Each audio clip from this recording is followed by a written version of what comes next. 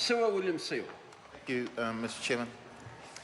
I want to, earlier the David Seymour of the ACT Party made a comment about that Pacific people were all going towards charter schools. And he gave a false image, really, because in the government's report there are only 9 charter schools. 2 of those are run by Pacific organisations.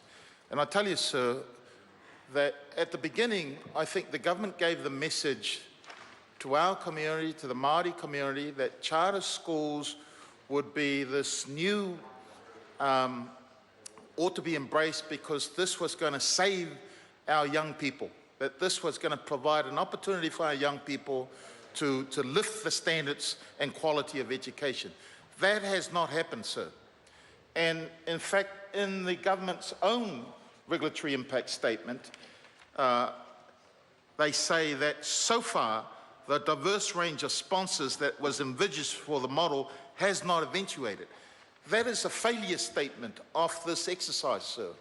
And I say that because right from the outset, the government promised that charter schools would each have a particular sponsor that would provide an education program that would be different from what was provided by our public education system. But that's not the case, sir. Sir, most New Zealanders pay their taxes and collectively do so because it's our expectation that the government provide an education for all its citizens because of the public good that that provides. But what I'm seeing here, sir, is 2 models. One is the private sector model, the other is the public sector model. The government said that there would be this lush funds from the private sector that would set up charter school, but that's not the case. The case is that they still continue to use public funds. And what we're seeing from this bill, sir, is an extension of a failed system that I do not believe at all, is going to achieve what this government says it will achieve. I look at clause 9, the new section 79A, and I'm asking myself, why? What's the driver behind having one principal be the principal of 2 or more schools?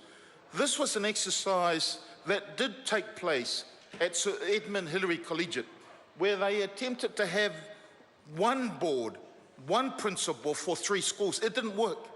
It also was applied here at Southern Cross, where there was one principal for 3 separate, distinct schools.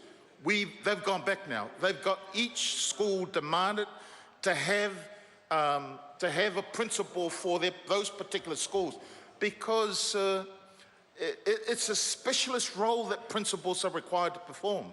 And the needs, particularly the needs of our communities, are so great, sir, that you require a hands-on, full-time principal, not a part-time principal, because that's how I'm seeing how that clause applies, that you have a principal that is responsible for 2 or more separate schools.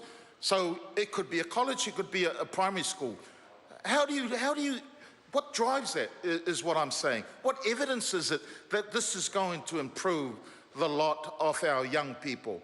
So many of the problems that often occur in our communities stem from the fact that still today, in the 21st century, that our education system has not accepted the fact that our young people, Māori and Pacifica, have significant assets that they bring with them to the education.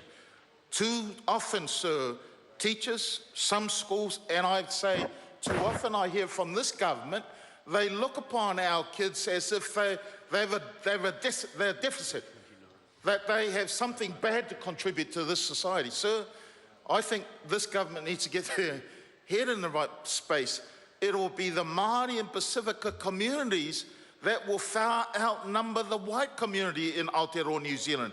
And if we want this country to realise its full potential, We've got to give these kids the best opportunities there, and I don't believe, sir, that this is the way to go about it.